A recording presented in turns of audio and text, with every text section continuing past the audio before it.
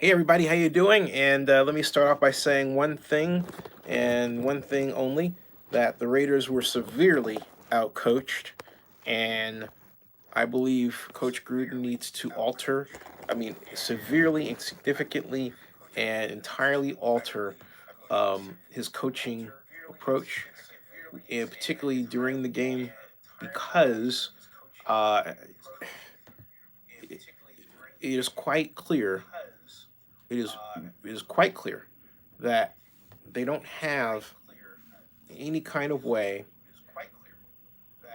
of adjusting to the game as it unfolds. What I saw from the Raiders against the Kansas City Chiefs can only be described with one word: embarrassing. Embarrassing because the Raiders are better team from a personnel perspective than that score of 40-9 would indicate. The Raiders consistently put game plans in place and they don't adjust them severely during the game. Now, when I say adjust, let me be clear about what I mean. It's one thing to say I will call this play instead of that, but it's quite another to say I will call a play or an approach that we didn't practice because the team that we're facing is playing a defense we didn't expect. The pick sixes that occurred are demonstrative of what I'm talking about. And let me show you a photograph from my Twitter account that I can use as opposed to a video because I don't have the copyright to use the video. And I'm bringing that up right now momentarily. So I scroll down so I can show you the in freeze frame what I was referring to. Here it is. And this is one of a number. First of all, this was the first interception, not the pick six, but it's an example of what I'm talking about here. This is the interception off the pass that Carr tried to get to Waller. Now, here's Waller.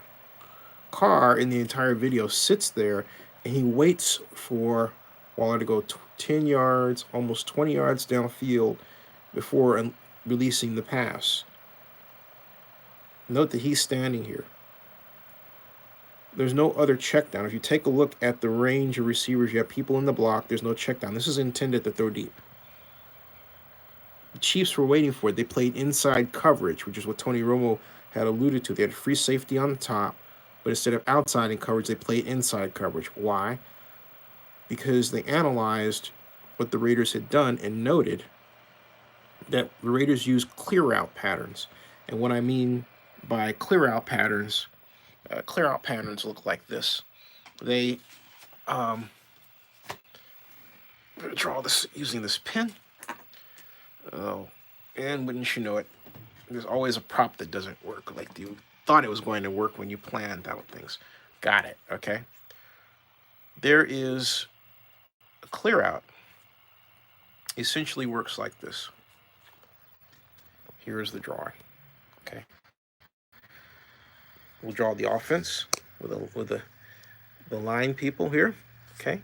Center is the square, guard, tackle, shotgun. This is rudimentary for explanation. Tight end, okay? Flanker, okay? Halfback, okay? Split end here, and fullback outright, okay, in this formation. All right? 6, 7, 8, 9, 10, 11. There you go, okay? Defensively, let's give them a three-man line look. 2 inside backers,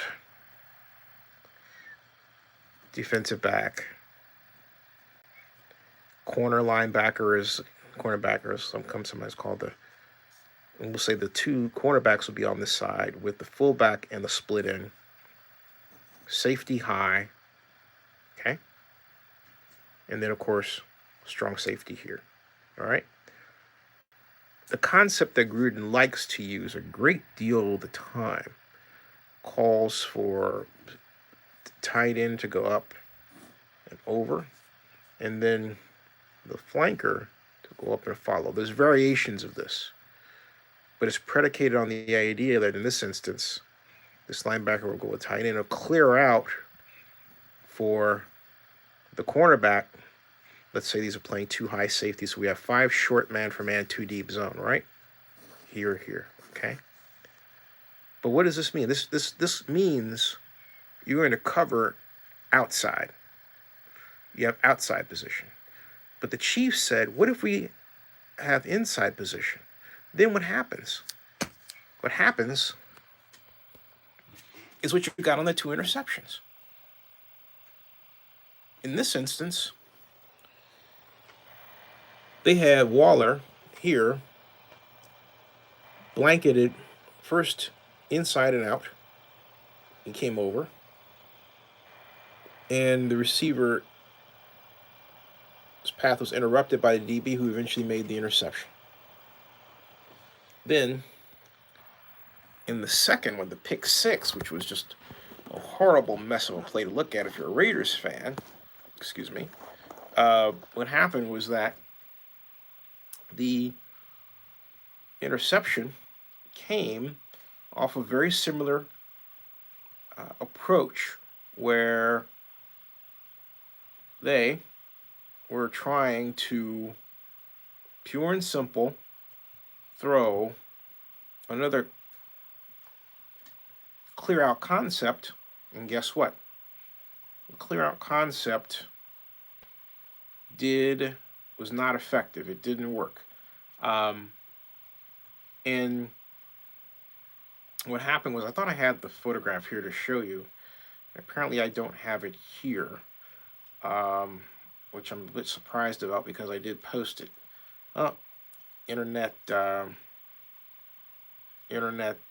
issues, as it were. Internet issues. So I have it. Let's see here. I can describe it to you. The pick 6 happened on a play. I put this on Facebook too. So I'll go to Facebook so you can see that one. Yeah, that's why I put it on Facebook. One moment, please. So go to Facebook and then find that entry, and you can see what I'm talking about. Facebook here. Coming up. What I'm about to show you is such that the tight end Waller was in a bunch formation, and that formation, they may have the film up from the All-22, but I'm just going to go with this for now rather than take the chance that they don't. I love the All-22, by the way. And so I'm scrolling down here, waiting for this spinning wheel of death to stop spinning. The thing you get on Apple goes, right? Okay. And waiting for the Facebook page to open, which is doing a bit slowly. But I'll explain this as it's opening. That coverage, I found it. Okay, here we go. All right. Bam. And we have, this is not a white screen of death, folks. It is, one moment. There, okay. There, okay. Yeah, I had a video that was removed by the user. So I marked that incorrectly, and that's what happened. But, and I should have replaced it, which I will do. But the photograph, nonetheless, is correct. And that is, this is Waller at the bottom of the screen here. Okay. instead of throwing to Waller, Derek Carr had thrown in the middle, and this is just before, see the ball, you can barely see the ball here.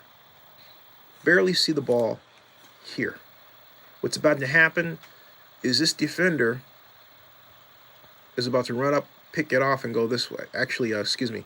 The ball is here. It's going this way. You see how this defender is positioned? I apologize. The clear out was here. This is Williams, who is the intended target. The defender was inside position, picked it off, and he ran for the touchdown we saw. Okay? So that defensive alignment that the Raiders, by John Gruden's own admission, did not expect to see, confounded them the entire game. My point is, it shouldn't have confounded them the entire game. They should have figured out that they had been had, that the Chiefs had altered their defensive approach, and so therefore the Raiders should alter their offensive approach. The logical next question is, okay, Zinni, you think you've got the answers. What should the Raiders have done? And I would say, very good question. What the Raiders could have done, the approach they would have used, would not have caused them to actually change the plays that they ran, but just where the play emphasis was. You would say, what do you mean? Let me go back to the Waller wheel route. Normally, this came out of a bunch formation, and normally out of the bunch formation, the tight end runs a wheel route to the sideline. He was wide open. See the outside positioning? So he was had. In other words, it's outside positioning versus an inside position concept that the Chiefs have been running and confounding the Raiders. So you attack them from the outside. The Raiders started doing some of that with Waller on the outside, but they didn't continue the habit with their backs. If the Chiefs are going to blitz from the inside, if they're going to have inside positioning, then everything that you do, running and passing, should attack the perimeter of the offense. That's the approach. You have to make that adjustment during the game. Because if you make the adjustment early, you can't just say, we'll deal with that at halftime. You've got to do it right now. Right now. And too often the Raiders and Coach Gruden sit back as if they're spectators in their own life rather than adjusters of their life, able to engineer an outcome that's favorable to them. Look at what happened with the Patriots tonight, which is why I delayed, against the Texans. The Texans were kicking the you-know-what out of the Patriots. But the Patriots' tradition of continued in-game adjustment led to a near victory. And an onside kick that had to have been caught in midair will have led to a return for a touchdown and an improbable win against seemingly impossible outcomes. But that doesn't happen by accident. That's not the luck of the Irish or something like that. That's work. That's in-game football work. And my contention is that the Raiders are not doing that work to engineer victories. It's not that they don't come up with great game plans. They do. I've said so. But the test of a great coaching staff is how it handles the adversity of a game plan that it didn't expect. Again, I'll repeat this. The test of a great coaching staff is how it deals with the scenario, good evening, Rondell, of a game plan that it did not expect. From that perspective, this Raider coaching staff unfortunately grades out as F. An F. There is no excuse for this. There's no blaming players. There's no blaming Derek Carr, who, as he has told me in my interview with him back in 2015, I only do what I'm told. And my friend and fellow Zinni62 vlogger, Richard Hike, correctly pointed out to me that Derek Carr hasn't been the same since they got rid of Musburg. The the offensive coordinator for the Raiders from 2015, 2016, when the Raiders last went to the playoffs. And not Musburg, the radio guy, of course. But you can always use the internet when you have a problem. And so I'm going to lean on the internet. Musgrave, thank you. Fans, thank you. Musgrave. They haven't been the same since Musgrave. Rondell says a lot of people want Carr gone after the season. I know. I don't think. Here's the point. Okay. I think that the Raiders need to have a come to Jesus moment about how their offense is going to be designed going forward. Look, I blame the coaching staff for this. I don't blame Derek Carr. And what I'm asking viewers to do, I know it's difficult, but I'm asking you to simply, for yourself, look at football, draw plays, and then ask yourself, what kind of play would you have ran, and then form your own logic. Look, you're no different than anyone else in terms of human being brain or understanding. You all are smart people. I know you can do this, okay? What I'm trying to encourage is for you all to be football strategy junkies so you can ask, why are they doing this with that player rather than blaming the player, okay? Because we don't live in the era that I grew up in when great quarterbacks like Ken Stabler were calling plays and quite literally, in a lot of cases, drawing them up on the field. They'd start with a base of plays, a playbook, but Stabler would say, hey, why don't you run, instead of running the corner route, why don't you run the post? I mean, they were just liberally, frequently changing plays, okay? Rondell says, if the players are giving up on the field, there has to be some coaching issues. Absolutely. And the coaching issue isn't hard to figure out. If the coaches are not putting the players in place to make plays, and this goes on for the stretch of a game, any player is going to get frustrated. Any player is going to get frustrated if there's no quick adjustment that works. John Q says, in my opinion, the Raiders DBs don't bump and run and cheat or jump enough routes. Either that or they lack the hip flexion and close speed to complement decent pass rush technique versus talent. I don't blame them. And see, I appreciate the comment, John Q, citizen. But remember when Galeon Conley was shipped off to the Texans, who he's probably jumping for joy by now, and then the talk among Raider fans were, oh, this is going to solve our problems. He's not with us anymore. And I kept saying then, he is not the problem. It's the Raider coaching staff that's the problem. It's very easy to blame a player and say, he's the issue, he's the problem, and this is a disaster, yada yada. Excuse me. And say, this is a disaster. But think about that. If you take blaming players to its logical conclusion, you know what? You're going to be blaming players each and every year. You're never going to have the right combination of players ever. So John Q says, then Gunther has to go. And see, I don't know that Gunther leaving will solve it either. What has to be acknowledged is precisely what the problem is, and then determine if the coaching staff can adjust. If they can't, then you get rid of them, but then you have to ask this question. If they aren't going to make the adjustments, then who do I get that will? Okay? Do you get someone like a person that's studied under Romeo Crennel? I would start there because Romeo Crennel is used to making game plan adjustments in the way that we want. Defensively. I would start with the objective. The objective is, okay, before we talk about coaches, what do we want to have happen? We have to handle this intelligently because we want this sort of garbage to stop. So it's not a matter of, tossing out somebody and saying, oh, they've had it. No, first of all, the process is to present them with the problem and see if they're willing to fix it. And if they're not, then you go through your list and you call up the people that you already have determined can best help you, and you interview them To find out if that's so, you can make a quick agreement and you move forward. But you have to have a game plan even for that. Golden Arm says the offense has struggled for the past 4 weeks. That's on the coaches. The penalties, same situation.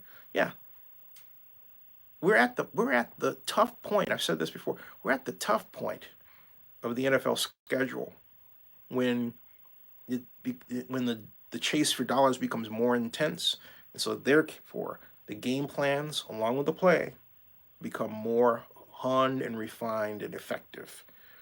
Eric P says, "You're right, Zen. No in-game adjustments at all. It's coaching and the defense coordinator is not good." Nolan Gonzalez says, "We need better linebackers and younger, faster group." But Nolan, let me ask you a question. What difference will that make if you're calling defenses that put them out of position?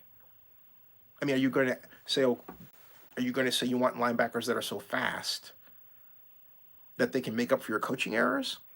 Well, they're going to get tired, you know.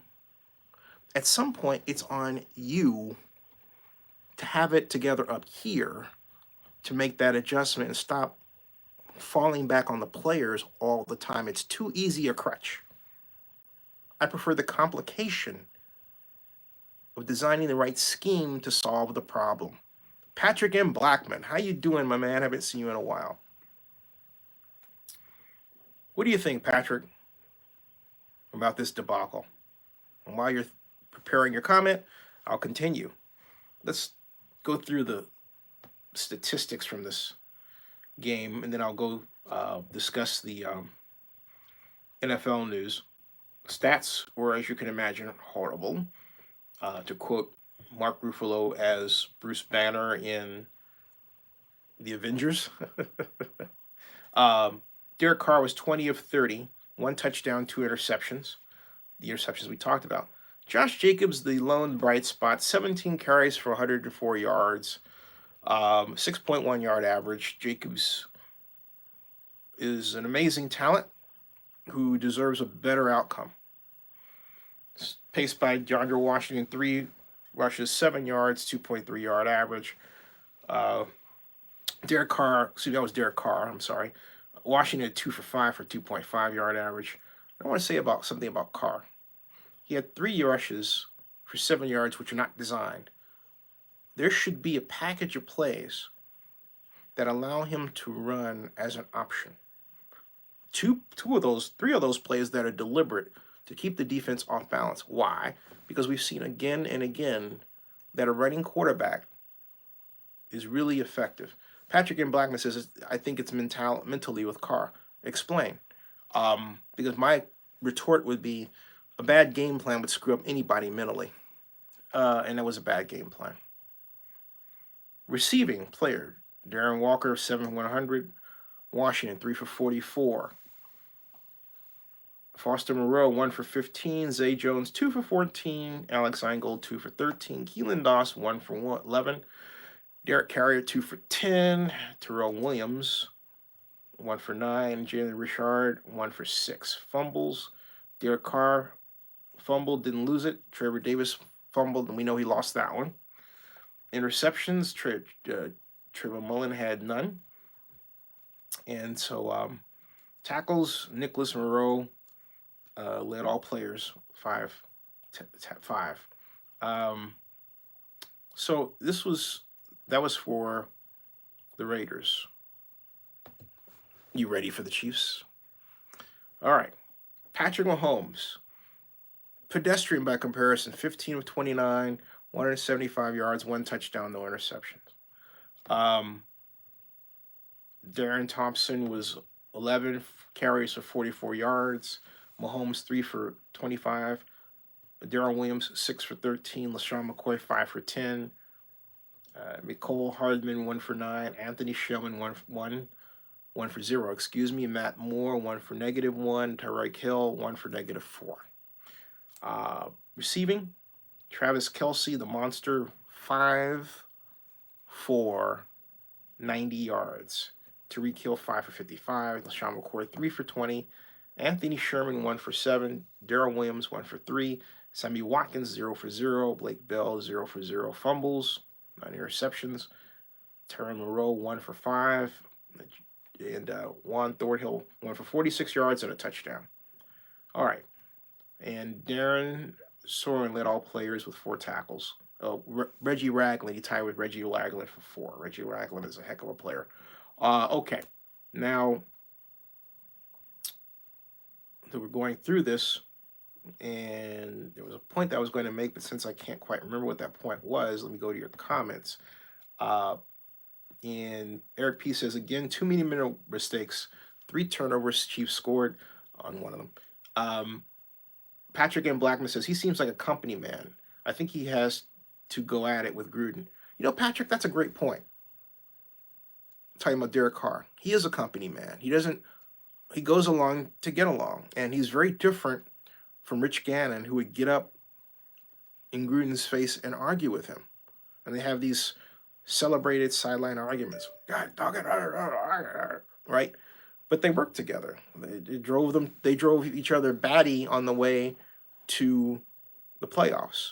Okay, so there's something to be said for that. But on the other hand, you would think that you shouldn't have to have those kind of I'll take you on battles on the sideline to make change. All right, and it doesn't help anyone if the quarterback is, if we go along with what you're saying, afraid to speak up and say, you know what, this is the case. Now, something tells me that if I brought that to Derek Carr, he would vehemently disagree. He would say, oh, no, we have vigorous discussions on the sideline.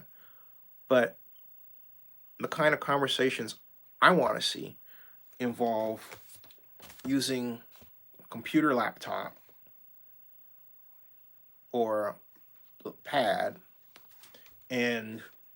or iPad and sitting down strategically and making adjustments right then and there in the game. Not arguing, not yelling. Yelling does nothing. And I've said this before and I'll say it again. The one thing that I would prefer to not see John Gruden do is yell at somebody even during practice. If John can't figure out and diagnose exactly what went wrong from that play as the play is unfolding, with all those cameras around and Tony Romo barking, he should have somebody listening to the broadcasters, because the broadcasters provide an in-game analysis that's free for the coaches to access. Use it.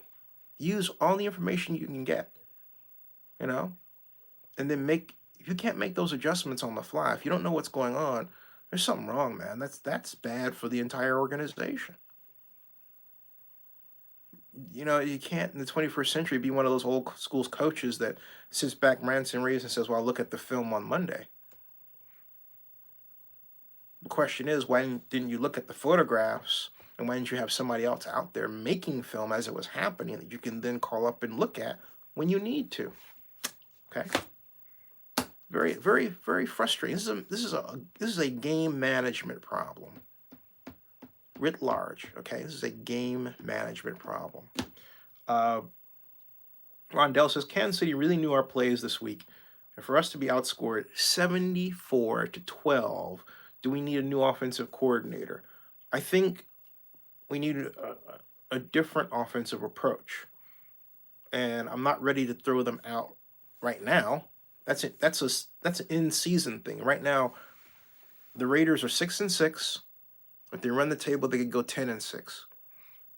But look, you and I both know that with the performance the Raiders have put in the last 2 games, why should we expect anything better? People have found them out.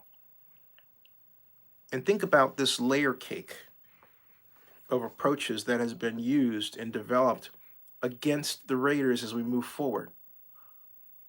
We had the Bengals playing clamp down man for man and blitzing defensively. Something they didn't do much of before. They did it, but not against as much as they did against the Raiders. Then we had the Jets refining the concept to a fare thee well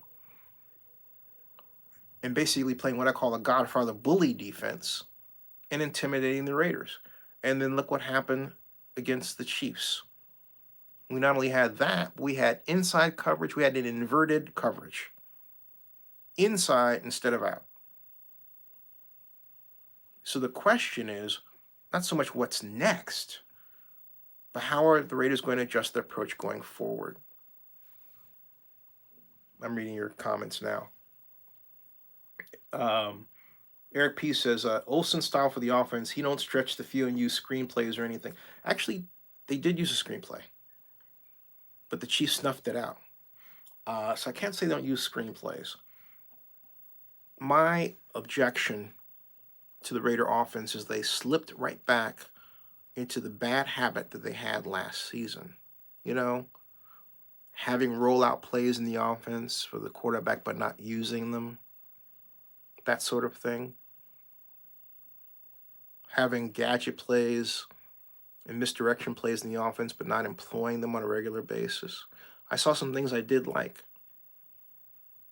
They opened up using the kind of offense that Gruden used with Marshawn Lynch with the Raiders. With the jet sweep fake and the go this way, that way approach. The trouble is that the Chiefs were ready for it. So when the Chiefs are ready for that kind of look, it means one thing. It means they're playing you tight, playing you sort of a wide tackle 6 approach at points. And what you have to do to combat that is you have to throw the vertical passes. I don't mean vertical like downfield, okay? But I mean vertical where you know that you got a space 6 yards past the line of scrimmage where you can throw a pass that's inside, but if they're not giving you the inside, then you turn it around and make it outside. So they're not giving you this, play action you throw so that they're giving you that. Which means you have to play asymmetric offense. 4 receivers on one side, 1 on the other. Okay? Attacking the weak side of the defense. If you attack the weak side of the defense outside, what does that do if they're playing inside coverage? It gives your powerful receivers like Waller that. That's a play you can draw up on the sidelines, install during the game, and run. And run it. 10 yards out, fake inside, throw on time, first down, if not, run for a touchdown. You get some yaks out of it. All right, back to your comments. Eric P. says, Olsen's play calling offense is very predictable. Everyone knows we're going to run. When Jacob says, why not mix up play calling? Patrick M. Blackman says, Gruden thinks he can motivate by making those scowl faces. He needs to take Bruce Lee Jinju approach. Derek Douglas says, we had the hardest schedule in the league. However, from here on out, we have the easiest of all the contenders. Yeah, I mean, all that stuff about the hard schedule's passed, you know? The Raiders emerged from that schedule sitting pretty. Everyone's talking about it. But look, the Raiders have been outscored 74-12 in 2 games. So that blows away all that other stuff. Yeah, new set of problems right now. I want to touch on something here regarding Las Vegas, and that I happened to visit Dumtar's video he does in the Raider 1967, okay? And this guy named Vegas Lane or whatever his name is, I don't know if it's a guy or a gal, but the person put a comment that was a lie and said that I said that Dumtar said. Look, think about that. Said that I said that Dumtar said. You know what that sounds like? That sounds like some Hollywood depiction of what a teenage girl might say in gossiping about another girl. That's how silly it is. Okay? But basically that I said that he said, it drives me nuts, that he said that there was going to be a delay. I never said that. And what I got a glimpse of is how people will get on social media and just not use their name and just make up lies. So I'm here to tell you it's a lie. And there's a reason why I banned a lot of people from this place. my stream, my home, here, because of this desire that some people have. I guess they have boring lives or whatever, to put out lies, straight out lies. Okay, something told me to go through there and see if my name was mentioned, and sure enough, boop, there it was. It's like, God, what a loser that person is. And I can say that. I don't know who that person is. They're too much of a coward to use their name. They shouldn't be the kind of person running around doing that sort of thing. But I'm here to tell you it was a lie. All right? And for the record, not only do I have nothing against Dumtar at all, I think it would be juvenile to have something against anybody who's reporting on this. Everybody has their own point of view. Everyone has magic they bring to the table. He certainly does. He makes great on-the-scene videos. I like looking at the live streams. You can see a lot there. Okay. He does a great job with the drones and everything. I give him a ton of credit. All right. Now back to the adult stuff. Having taken that brief trip into teenage girl land. Oh, brother. I say grow up. All right. To your comments. Rondell says, I wonder if cars should try pump faking a couple of times each quarter. You know, that's a great point, but see, Ron, that implies a play, right? In other words, we're gonna pump fake. Why are you gonna have him pump fake? Okay, and pump fakes occur if I'm drawing the play out here. Yeah, I'll take you through the process. Okay, here. This is the anatomy of a pump fake play. Okay, let's say that we have. Let's start with the I formation for our Mr. Jacobs, okay? Since this is as much a celebration of Josh Jacobs as anything else, okay? And so we have fullback here, and the halfback, I'm tempted to write J instead of H, right? And then what I want to do, the tight end on the left side here, okay? We'll have a slot back here, right? And then flanker. So this is a conventional set, right? Okay. This is going to be fun. Our objective is we have a flanker going up here, but what we want to do is we want him to curl back this way. Post, headed for a touchdown. So we have him go out 12 here, right? Then he curl back, he aims to a point roughly 25 yards downfield, expecting the ball, okay? So we're going to build the play around that. So, and think about what I'm doing here, because I'm not going to leave Mr. Carr stuck. So we're going to, I love the sprint draw. So we're going to come out here, fullback with block here, fake to the fullback, halfback, all right, fake to the halfback, and then stops right at a point, just approximately 1, 2, but then 1, 2 steps after fake behind the weak side offensive tackle. Technically strong side because you have the most receivers over here, right? Okay, so note Jacobs. So what I'm having him do is I want the fullback in the block fast. I want the fullback in to stop the possible on-rushing blitz. What I'm thinking about is this here, okay? In terms of space, I would actually have this flanker and this split and sit out further. He wouldn't be so close. This is only demonstrative, okay? So, again, let's give him a 4-man front here. 3, 4, okay? We'll stack the linebackers, as some NFL teams like to unintelligently do. Yes, I did say that. We'll have the corner here, all right? We'll have, because we have the other corner here, there, we also want, I'm going to bias the safety here, keep the safety weak over here because of the tight end. This does give us a nice gap that we can exploit if we are doing it the right way. So, note my objective, okay? So when he fakes, we have linebacker coming down here, middle linebacker moving this direction. Meanwhile, this cornerback, I'm going to try to get a jump and cover him and go out. So let's say this is 5 short. We're facing 5 short, 2 deep zone. All right?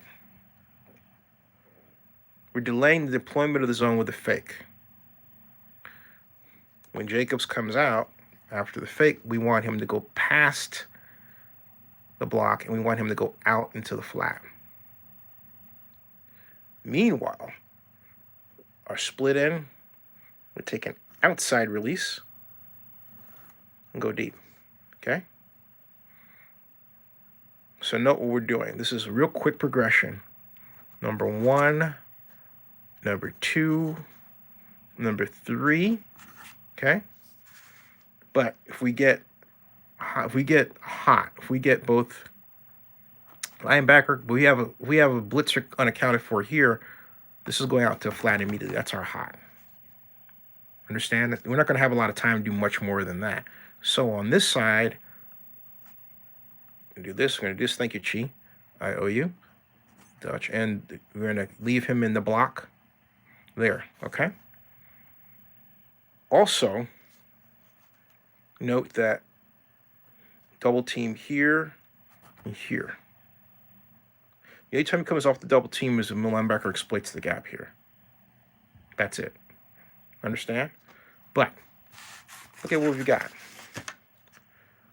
Cornerback follows outside, and then here's the pump. When he goes here, right there, right? PF, pump fake. Okay? Then take a hitch step and launch this on time. That, okay, so you have to engineer that. Okay? Where'd I get it? I drew it. I've drawn thousands of plays since I was, 15 years old? So after a while, you become comfortable with recalling plays that you liked. Like in that case, that was based on the sprint draw that Seattle Seahawks coach Chuck Knox popularized way back in the late 70s, in the early 80s. And when Jim Zorn was the quarterback and Steve Largent was the splint in. Thank you. She says, crap, we have Derrick Henry to deal with. Oh, yes. Raiders going 9-3-7. Thank you for reminding me that. Oh, Derrick Henry. Boy, that's going to be a freaking nightmare, man. And hey, Chi, look at this. She's lit up my board like a Christmas tree. Look at that. Thank you very much. Stock owed. I'm behind. Stock owed. Thank you, Chi, very much. And he's saying the Raiders' offensive players are tired of Carr. I wouldn't blame them. On Carr, I would blame the offensive coordinator. I think they should be tired of the offensive coordinator. I think Carr should be too. She says, crap, we have Derrick Henry to deal with. Raiders going 9-7, 3-game winning streak over Jags, Chargers, and Broncos. Not bad, but disappointing. I question that, okay? Yeah, I like Drew. Drew's my man. I like Drew. I'm rooting for Drew. I thought Green was going to draft Drew Lock. And I interviewed him at the NFL draft, which you can see here at Zenny62. In fact, I'll get that for you. Drew's a great player, and from my experience, an even better person. I like Drew Lock a lot. He's if you've ever met the man in person, young man in person, you'll agree with me, okay? Drew Lock is he's a star in Denver. There's a reason why when I put up my videos, views went out. People like Drew Lock. Drew Lock is a likable guy. He really is. Takes time with you. He doesn't put on airs. He is truly a delightful person to be around. Okay, so what I'm doing right now is I'm getting my Drew Lock, and then Zenny62, Z-N-I-E 62. and I'm going to put the there it is. Going to put my video interview up with him because I have 3. All right, I have 3. Let's see here. Full interview. It's been seen 60. Oh, okay. This is when he was talking to me about John Gruden, which I'll put here as a link for you to look at your leisure. Who do I have? Seattle or Minnesota? They're going to Seattle. I got Seattle. I'm not betting against the Seahawks at home on a Monday night. Now, that said, it'll be a tough game, but on Monday night, no, the Seahawks are just, what's interesting about this, and that reminds me to go to the standings. She says, Lamar Jackson, oh my God, yes. And Derek Douglas says, sure, 9-7 is possible, but we could still make the playoffs. And Musgrave, Patrick and Blackman remarks, says, as far as wide receivers go, we need someone. This is Blackman writing this. We need someone that can stretch the field. We need linebackers, but with stud defensive tackles. Linebackers will be taken out by the O-lines. I knew. She says, please do a NFL standings review. I'm going to do that right now, sir. Right now. NFL standings review coming up. I had it right here, saved for your request. Okay. So it's coming up as soon as I get the screen. And I'll read them off to you. Well, I'll just show them to you. I'll turn around and show them to you. Waiting for the NFL page to render here. Slow. Division standings. Come on. Oh, here it is. All right. Come with me under the sea. Here we go. There. Okay. This is glorious. Look at this.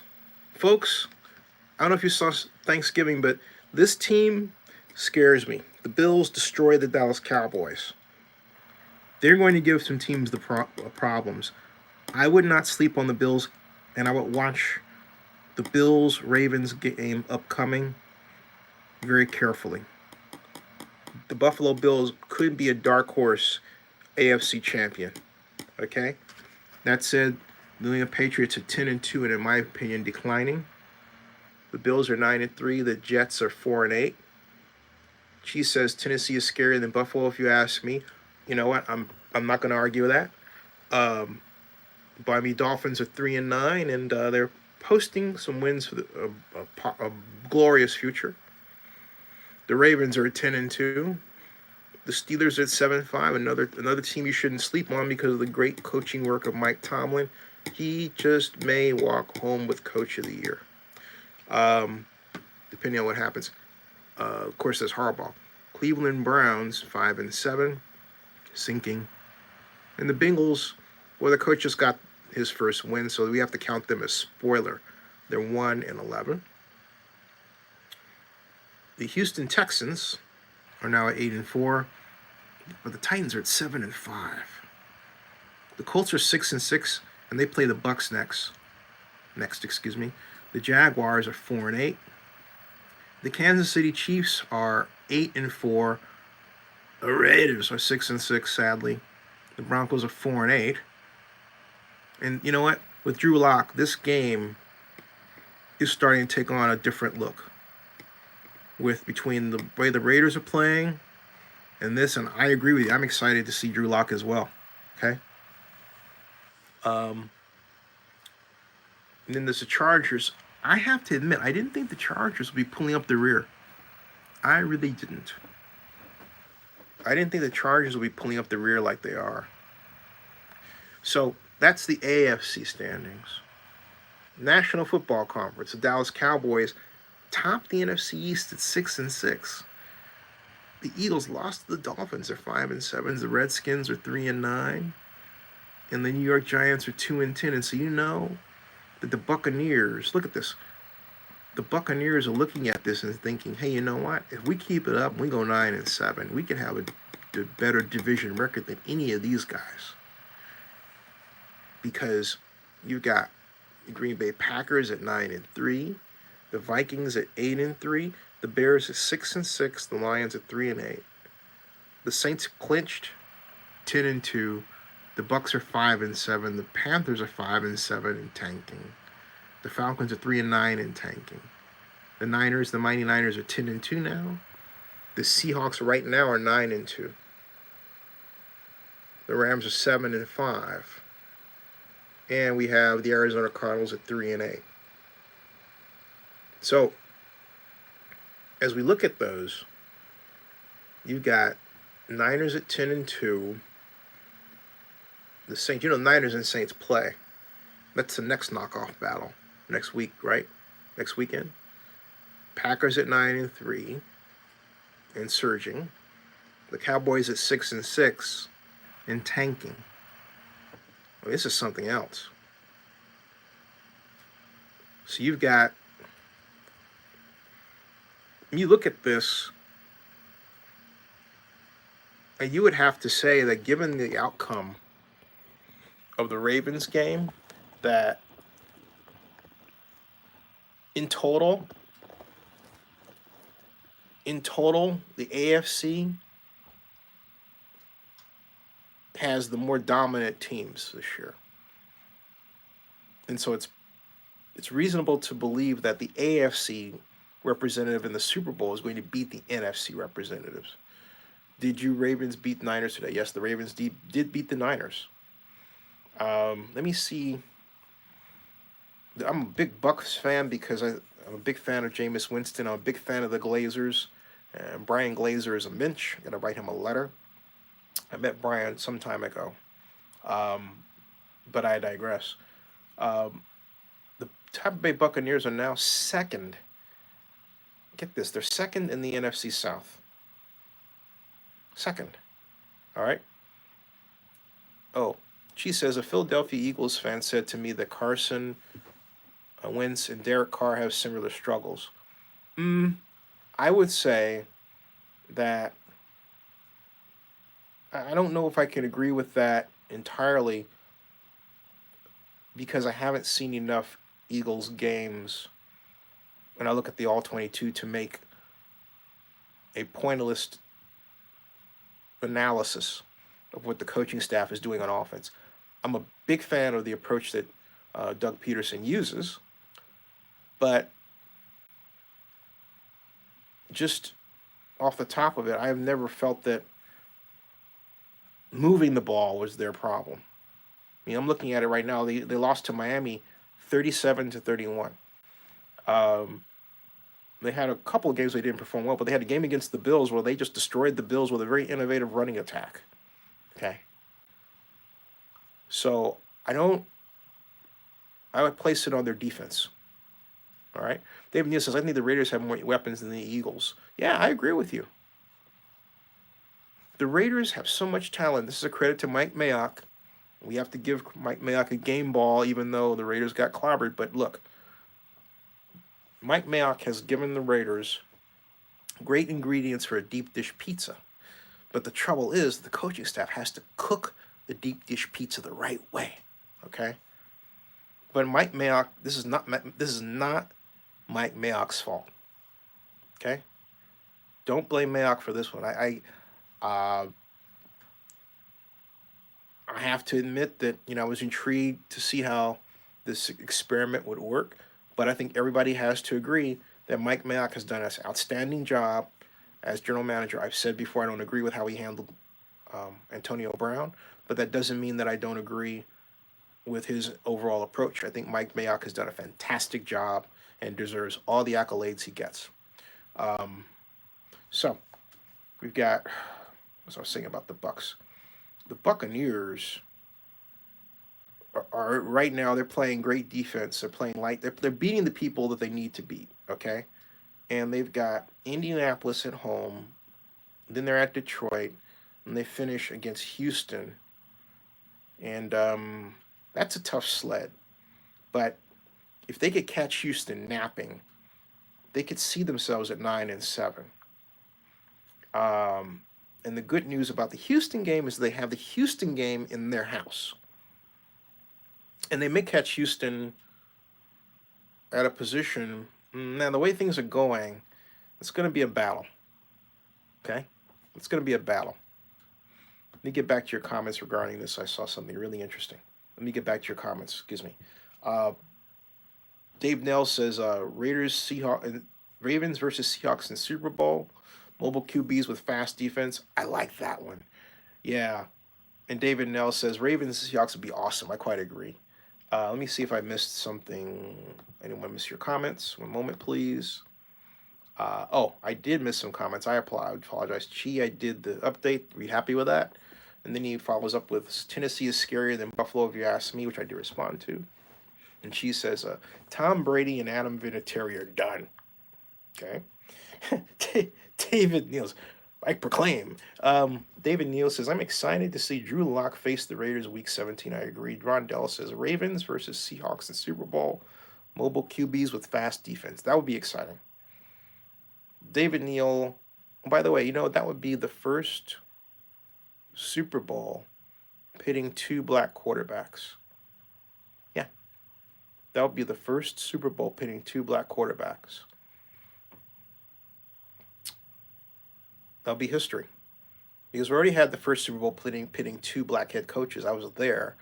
And that was Super Bowl 40 in Miami, where we got drenched in the rain. It was so much fun. And we saw the late Prince in the rain, Beth and I. Don't want to cry. Oh, that was so much fun. Anyway, Rondell says, David Neal says, Ravens and Seahawks would be awesome. David Neal says, I would be, is it Neal or Nell? I want to say Nell, unless you correct me. David Neal says, I would love to see the Niners back with Cap facing the Ravens again for another Super Bowl. I would too. That whole situation with Cap and your Cap though,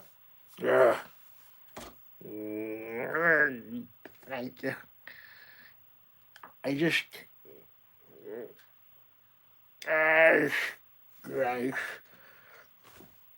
I'm doing that gnashing. It's like because I would love to see Cap with a team.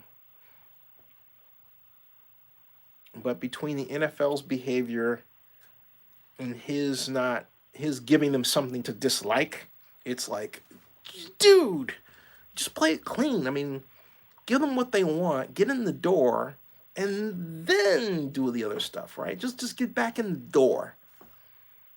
Okay? Just get back in the door. Oh, well.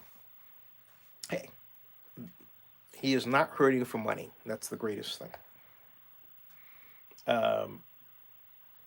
She says, Dear Zinni62, a Philadelphia Eagles fan said to me, the Carr and Wentz have similar struggles. Agree. I answered that. I answered the David Neal one regarding the weapons. She says, Tampa Bay ended Nick Foles' career in Jacksonville. He sure as heck did. Hey, how about this? Look, Jameis Winston has a great game. Crickets, right? It's like they're waiting for him to fail. See how they do us as black men? We do something really great. It's like, but then you screw up. It's always screwed up. Yes. I'm just saying, okay? I'm just saying.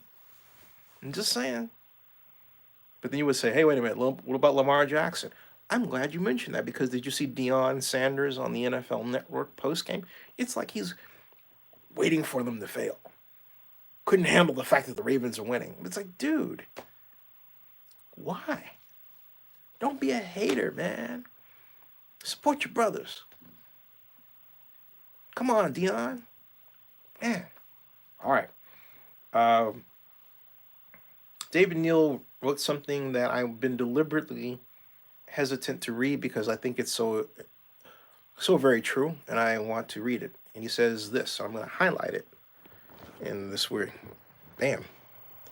It would be cool to see what Tua could do with the Raiders offense. He could be available in the Raiders pick. Hey, Jesse. Yeah, it would be. Having Tua with the Raiders would signal a sea change for John Gruden. Okay, I would love to see how John Gruden handles a mobile black quarterback. And I said it just like that. In part so that John would say, what do you mean I don't have an issue with that? To which I would say, dude, get the talent, draw up the scheme, make it happen, okay?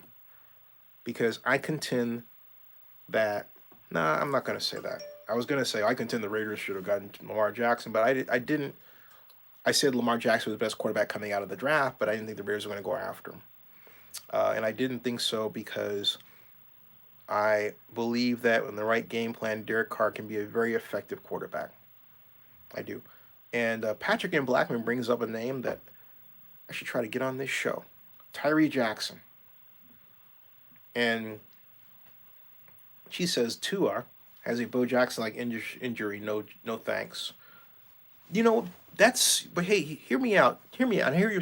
Look, Chi, I hear what you're saying, but hear me out. I think that you spend a draft pick on that guy, okay? And I really do. And I would take him in the lower first if he were available. He started dropping.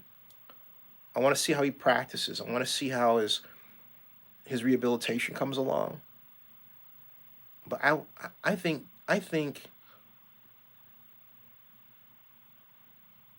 he's worth getting if he's around. Let me put it this way: if he's around in the 4th round, you get him. Okay. However, Marlon Quinones says, "What about Jalen Hurts?" And right now, Jalen Hurts is the better customer. You have Jalen Hurts. You have the Utah quarterback that's coming out, who's marching the Utes to the Pac-12 championship. You've got the quarterback from Oregon, and then you've got Joe Burrow, who I think is going to be a very effective NFL quarterback who can run. Don't forget, Joe Burrow can run. He can run and throw. So yeah, Joe Burrow may have said some things on the Twitter that were stupid when he was like 13 or 14. Okay, fine. He's older now. I think he knows better. We have to let him change. I'm not going to hold that against him. I think Joe Burrow could be one of the most effective quarterbacks coming out, along with Jalen Hurts, out of the NFL 2020 NFL draft. We have a lot of great mobile quarterbacks coming out of the NFL draft. And she says, agrees, Zinni 62. I would take Tua only if he slips through. I forgot we gave extra draft picks from Chicago. Yeah, absolutely. But so I think this draft is going to be quite exciting, and it's in Vegas, so I can't wait to see what they come up with. So it's going to be a lot of fun. Lots of fun. All right, folks, it is it's 2:02 in the East, which means it's 1:02. I'll go for another 10 minutes. Yeah, 10 minutes. G1 says Carr is no good no more. Sad day. She says, thank God for Josh Jacobs being the best bright spots. Well, hey, let's not forget Max and Cleveland Farrell. So these draft picks of the Raiders have really come through. All right? And Cal beat Stanford, so the axe is back. That's right. It's not a question mark. It's certain. And I had the pleasure of meeting Cal head coach Justin Wilcox and even gave him a play. In fact, I'm supposed to draw that play up to show my friends, because I gave it to him, but I didn't copy it. I drew up the play. Hey, Roland Dubs, how you doing? I drew up the play at Kingfish Bar in Oakland on Telegraph. So let me test my memory here and draw this play up as I do this. There's a quarterback, and I had it was empty back. That's right, it's empty backfield. Tight end, flanker Z here, and then I had this extended. Sorry, that's the split in there. That's extended flanker. Then I had the fullback, and then I had the halfback. Yeah. So this is what the formation was. Okay. This is what started. This is the play. This is the formation. All right. Then we bring if memory serves, we bring the flanker in motion here, across. Okay. And we instruct the flanker to go in motion until he gets to the outside of the bunch. There. Okay. And then the snap of the ball, it goes here, and then comes back inside or hangs out. Option. All right. Meanwhile, we have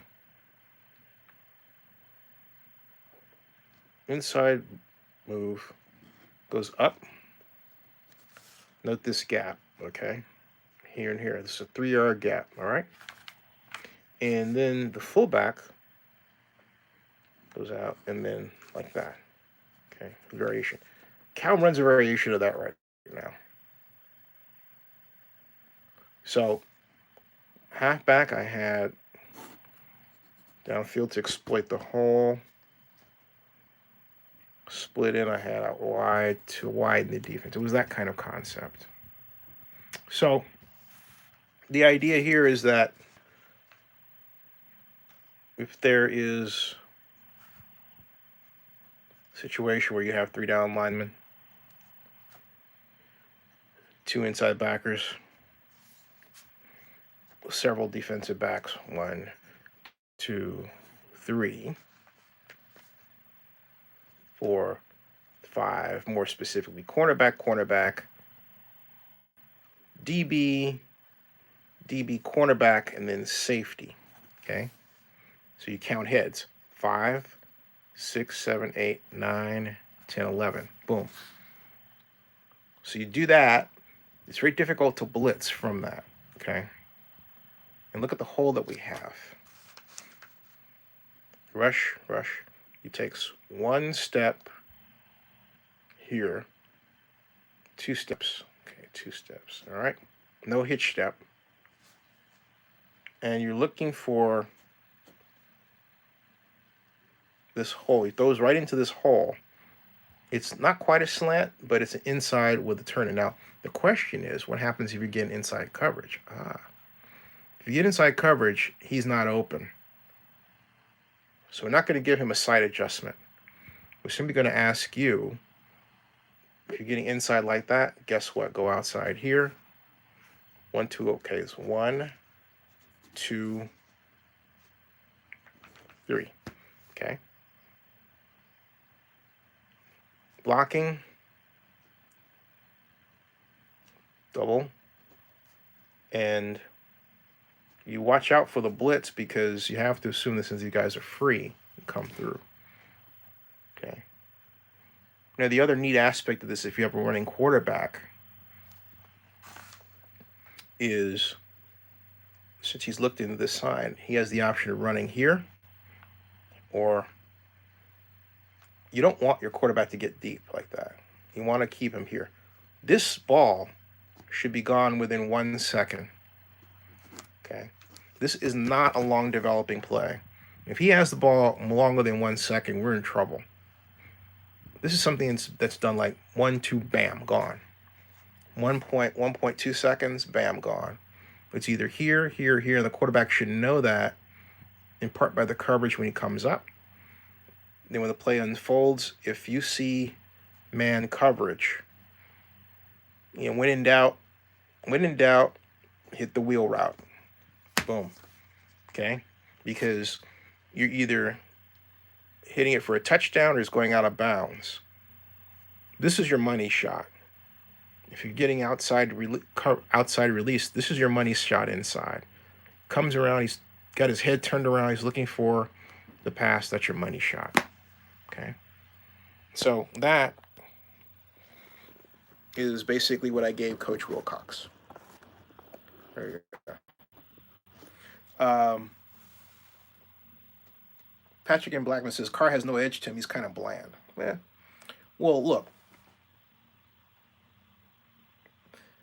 I mean, I don't know that personal comments are going to solve the problem. I have nothing against Derek Carr. I think I like him. He's a man of God. He's a calm guy. He's a great influence in the community.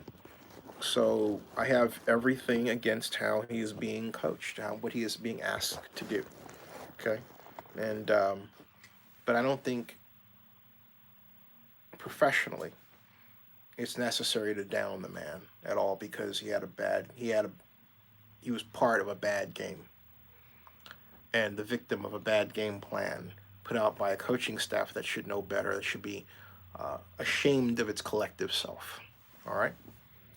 Um, she says, I can see Derek Carr as a backup in Atlanta until Matt Ryan falters. Uh, she says the Falcons are going to have a new head coach. I hate to say that because I personally like Dan Quinn. This is just the business, okay? Coach Quinn's a good guy. Um, and she says, I want Raiders to get Teddy Bridgewater. Sports fan 250 says Derek Carr is going to sign with the Titans, and the Ravens will draft Justin Herbert. My concern is if the Raiders draft Justin Herbert or Jalen or any of these mobile guys, do they have a system, or Joe Burrow, don't forget Joe, do they have a system to appropriately use the talents of those quarterbacks? Hey, Keith, how you doing? Nice to have you here. Robert Mitchell says, bottom line, we have to take chances. It's like the coaching staff is afraid to go for broke. They don't leave it on the field. I agree. I agree. They don't take chances. It's not this exciting offense, It's not this innovative thing. And people, don't you get this feeling that all of the innovative offense is kind of happening around us and not within us, right? It's like the Raiders are sort of sitting back and John's like, well, I like to go old school. But look, old school doesn't necessarily mean boring school either, okay? So anyway, it's 2:12. I'm going to let Robert Mitchell have the... Robert? You just had the last comment. Unless somebody pops in with one real quick. Oh, God. But anyway, it's been a great show, folks. And they're 30-52. Oh, Roland Dubs. Roland Dubs says, I love Carr as a man, but as a QB in the NFL, no. He doesn't have the it factor. I'm a fan of Jalen Hurts. That's 2 for Jalen. I'm 3rd. Good passer and will run for yardage when nothing is open. Do you think Jalen Hurts is as talented as Lamar Jackson? I do. Sports fan says, do Raiders make playoffs as 6th seed? I give up. Okay? I do not at all. Did I see the Cronky NFL news subpoena? No. Hold everything, Ryan. Let me get that out there. Doggone it. Let me do something real quick. Hold on a second, folks. One moment. Because I can see this is going to go on a little bit longer than I prepared, and that's okay. Hold on a second. All right, that's one thing. Golden Dove says, I would rather have a better pick than a first-round knockout. You mean in terms of the playoffs?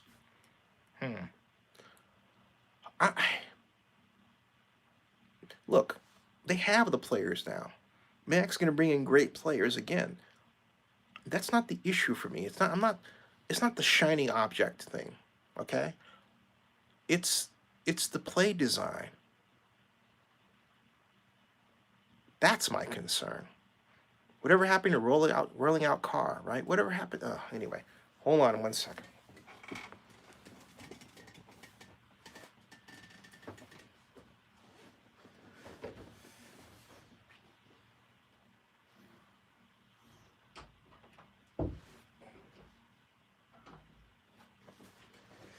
Okay.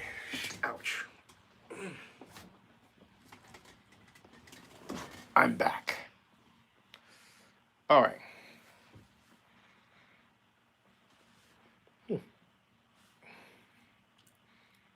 David Nell says it's close. Hurts is gifted. And Roscoe says Jalen Hurts. Roland Dove says I would rather have. I got that one. Rondell says the high spot of our NBA season will be sweeping Denver. And Dave Neal says playoffs will help with free agency. True. Eric Powell says playoffs. We'll be lucky enough. See, Eric speaks for me. I am not sold on this coaching staff right now. No, I don't mean like, oh, make a change. Let me be more clear. I am not sold on how this coaching staff is approaching these games in game.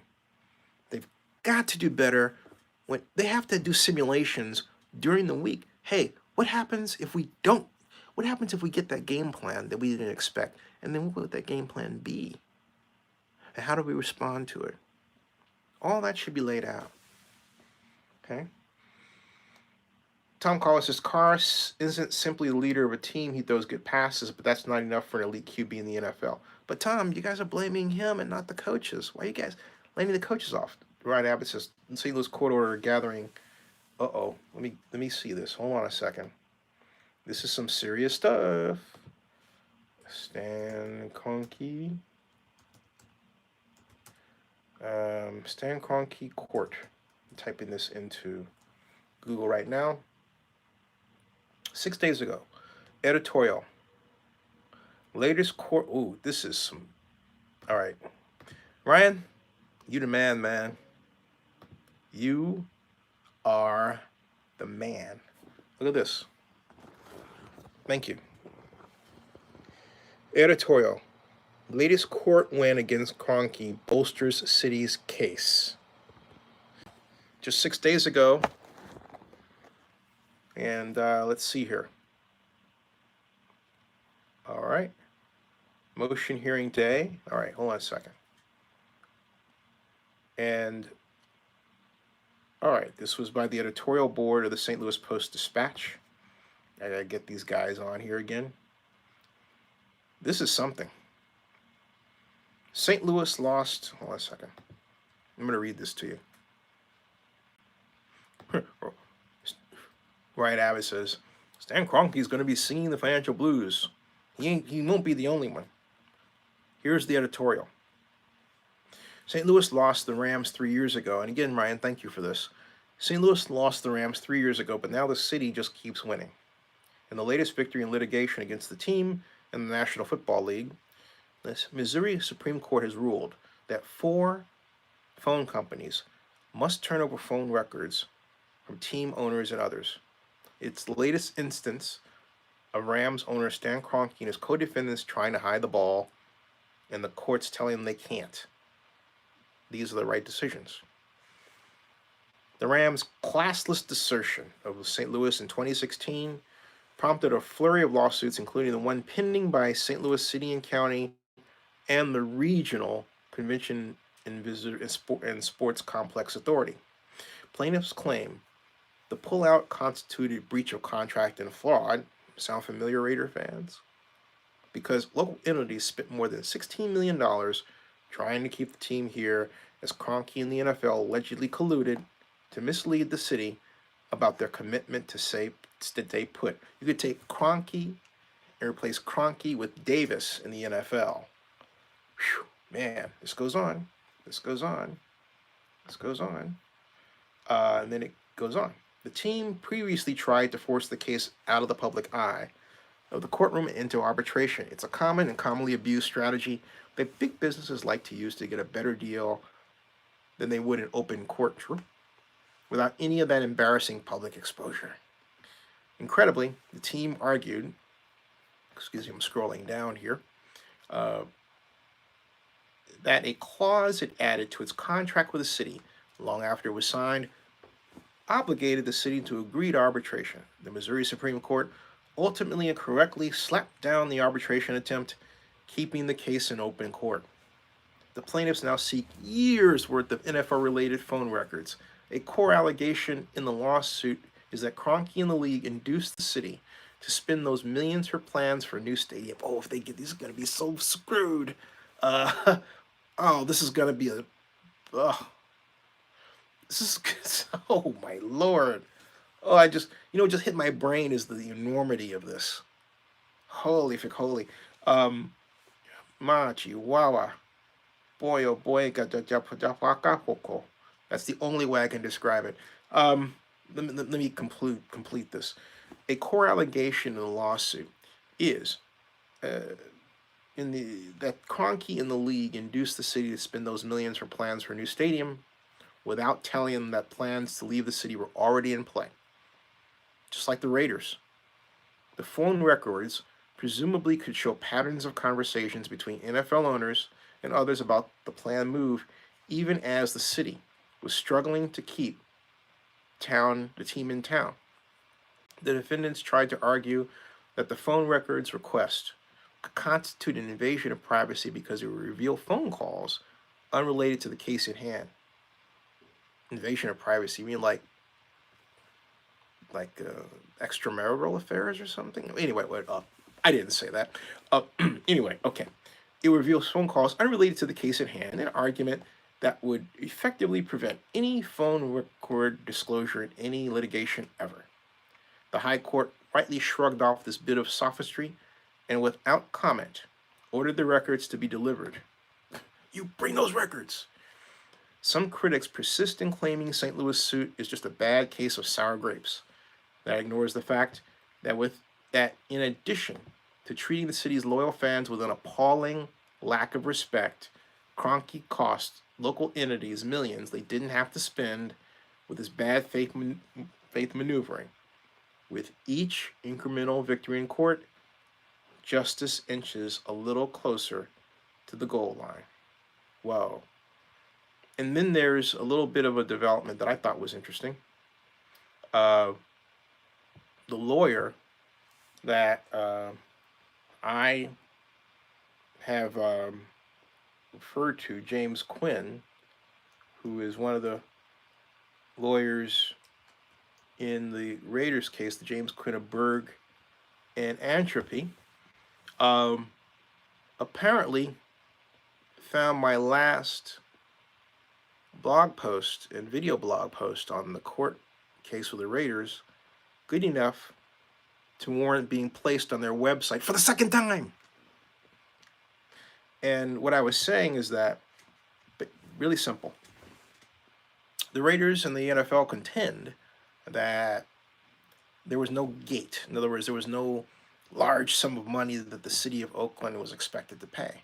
Au contraire, to the tune of $750 million. And then Mark Davis went so far as to try to finagle the city of Oakland and Fortress Investments into covering up with a similar $750 million financial structure based around a loan. How do I know this? Because Drew McKnight of Fortress Investments personally told me. That's how. So he took that. I'm going, it's on DA Firm. And the reason why I have found that out is because the link came back to my site from their website. And I went, duh! Okay. So Berg and Entropy in the news, I believe it's at. And let's see here. City of Oakland, September 12th. November, City of Oakland versus Oakland Raiders. New complaint focuses on lost tax revenues. And Oakland flows block at, where was this? U.S. News and World Report, tag other. That's weird. Okay. Oh, nothing's scrolling all of a sudden. It didn't want to scroll. Oakland News Now. There's a bunch of them. Yeah. Oakland News Now there. And this is the first one I saw. This is months ago. That's Oakland News Now. Who's who? And there's that other one that they had posted here. City of Oakland new complaint versus on lost tax revenues. That's from my Squibbed account. So at any rate, came up, and there was that other one that all of a sudden I don't see, but maybe it's just because I'm at the right page. Whatever. There was a nice compliment, and I think Jim Quinn and his people are doing a great job. So Sports Center says, which Raider players do you think will make the Pro Bowl? Josh Jacobs, easy. Next, um, and so Ryan Abbott says, difference is Kroenke had no intention of staying. The Raiders didn't say they plan on leaving like the Rams. The problem, Ryan, is that the Raiders have uh, a big issue when it comes to good faith negotiating. Okay, because the Raiders led us to believe they intended to stay. They made a lot of moves that implied that. They had the city spending money to a degree on pre-development, what's called pre-development funds, including staff time, toward that effort, and nothing came of it. So, and in the case of St. Louis and the Raiders, it was very, very close because, I mean, if you talk to uh, Pinsky, who headed the St. Louis group, he would disagree with you. He would say, no, they gave us every idea that they wanted to stay. National Car Rental had agreed to put up a $147 million naming rights agreement, just like already with them. They had a full plan for a waterfront stadium. So Stan may have Stan was working behind the scenes, but he wasn't acting in good faith. See, if Stan was just trying to leave, and this is where you're wrong. If Stan were just trying to leave, he wouldn't have went through this, you know, puppet show like he was going to build the new stadium there when in point of fact he had no intention of doing so. That's lying. Okay, that's not telling the truth. That's not acting in good faith. Same with the Raiders. So um, there's a lot of Firefox went down here, but there's a lot of to restart the computer. There's a lot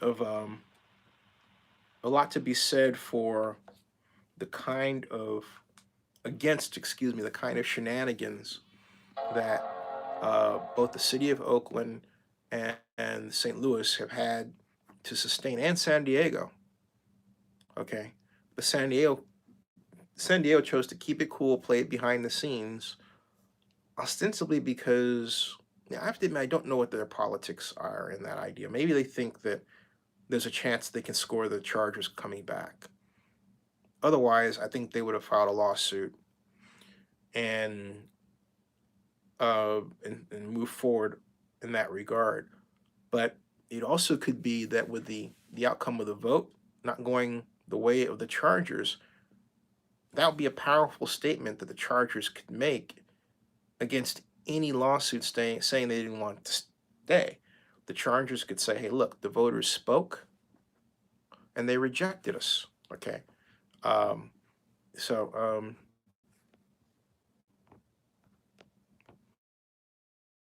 yeah. So anyway, you can say the voters spoke, and they rejected us, and that would be that. So I don't.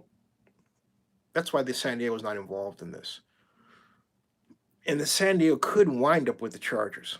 I mean, I'm not given the way this is unfolding. That's not out of the realm of possibility. The Raiders Stadium has a number of challenges, most notably the fact that that roof, not moving into April until it's done, thereby leaving that stadium open to the elements, is problematic at best. Because look, they don't have the utility systems complete in there. So they run the risk of some monsoon rain coming forth, perhaps sooner than expected, snow. It does rain around January. I've experienced it during CES, okay? And then having yet another flood condition or again and again and again. How much can that sustain? That building wasn't designed to sustain an internal flood. So they've got some issues to deal with there. That I will say this, however. and I'll say this again, and I'll say it again and again and again. When that stadium is finally finished and done the right way, okay, it's going to be glorious. It's going to be glorious. And I think it's going to be a net plus for Las Vegas. It'll be a real contributive game changer in terms of Las Vegas job creation for people who simply need to have employment to make ends meet. So I don't. I'm a realist about that. Now, does that mean I think that the city of Oakland will lose in court? No, no, I don't, and I don't. Does that mean that I don't think that the NFL and the Raiders will be on the hook to pay out a lot of money? I do think they're going to be on the hook to pay out a lot of money. The only question is a matter of, going through the court case, which will take some years. It'll take some time, all right? And then looking at the outcome. But when discovery takes place in these court cases, people are going to find out a lot that the NFL and the teams didn't want them to know. And when you go into discovery, you might turn up some other problems too, all right? That you didn't know were there. I mean, it could be anything. Phone records, ooh, doggy, all right? It could be anything. So they've got, if I were the Raiders, I would be very worried. I mean, very worried. I mean, extremely, extremely very worried about these court cases. And if my read of the ESPN article is correct, they are worried. And they should be. I don't know who came up with this idea of being secretive and handling it the way that they did within the NFL, but it was not a good idea at all. Because I don't think the league really calculated out the damage scenarios and what they would look like at the time. I'm sure they have now because you're kind of up against it, right? But at the time, it just seemed like they were just willing to be arrogant and just push this thing along. See, it's a funny thing about society today. Arrogance seems to create an equal and opposite arrogance. You know what I mean? In other words, you might think that you've got the big gun up here, the big brain, but the people that you're pissing off are going to figure out a way to match you. I've seen that in a number of walks of society. I call that the modern version of John Kenneth Galbraith's theory of countervailing power. And if you don't know who John Kenneth Galbraith is, I highly suggest you read The Affluent Society and also The New Industrial State, which, even though it was written in 1967, has a great many applications to where we are today, as is true for any great book. As is true for any great book. So, you get back to your comments here. I'm trying to recalibrate something so that it behaves correctly. Hopefully that works. Just a matter of time. It's 2:34. And again, thank you, Ryan. I don't know if you're still around or not yet. And we get here. Daisy Ridley. Let's see here. If I hear one more... Oh, Josh Jacobs reacts to becoming first Raider rookie. Good for him, man. I'd play that if I had a larger speaker system. I don't have my speaker set. That's not computer ready. Okay, that's not mine. All right. Let's see here. We have got. Where are we? We are. Okay, cool. All right. I was seeing your comments pop up in my screen here, and they weren't popping up, which I thought was interesting. So I'll find out why that is in a second.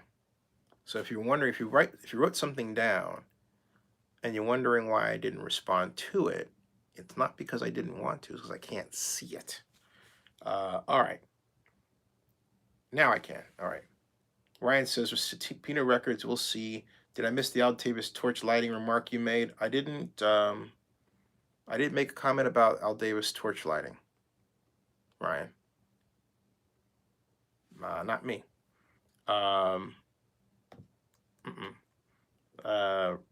And no, at all. Robert Rich says even Rodney had the plans to write it. No. Ryan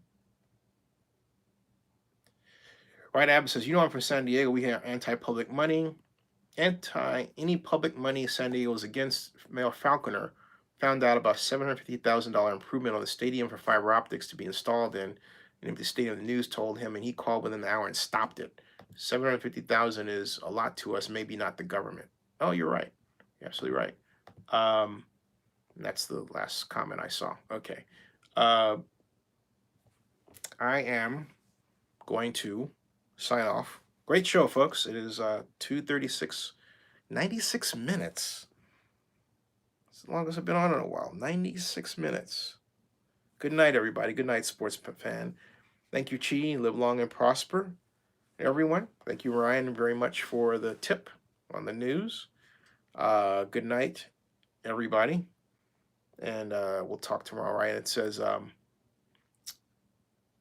they lit the torch. Al Davis torch and Bud Adams seem similar. I don't know about that at all. I didn't make a comment about that. No. Keith Roscoe said I was talking. What I read was the editorial from the St. Louis Post-Dispatch. That had nothing to do with the Al Davis torch. I haven't read anything about that. I haven't blogged about that at all. Good night, Keith. See you, Jesse. Good night. Thank you very much, Jesse. Says good show. Roland says good night, everybody. Good night, everybody. And again, I say live long and prosper. And going out, here's my question to all of you. What's the best science fiction movie ever made in your opinion? Give me your answer as we go out, and I'll read them. And I'll start with the best science fiction movie I've ever made was 2001: A Space Odyssey. How about you? What do you say? So I've got 2000 best sci-fi movie. Ryan Abbott says Interstellar, which is pretty good, and I say a 2001. Okay, and let's see who's next. David Neal says Interstellar as well. So you have 2 votes for Interstellar.